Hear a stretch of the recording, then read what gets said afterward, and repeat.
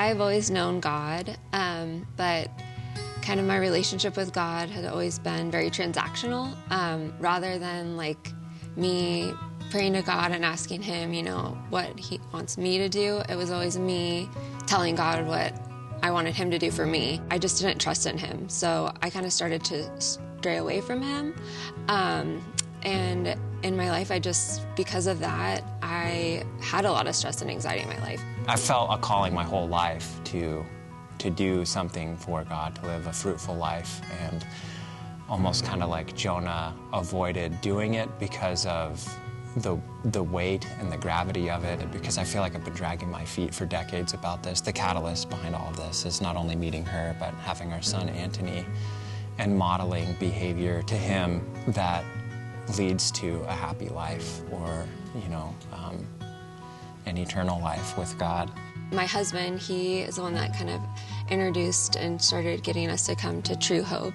The service was just a total home run. Like, it really just hit home. I think it made Elizabeth emotional. It made me feel stuff too, and it was like, This is where we're supposed to be. I realized, wow, this is so amazing to have, be guided by God and not have to be the one because I'm not in control. So that was really eye-opening, and I feel like just the stress of life and just started to lift off my shoulders. Just to know that God has a plan and I just need to listen was really, I feel like, brought me a lot of peace. And I feel like baptism is a good inflection point and marks the next step in my faith.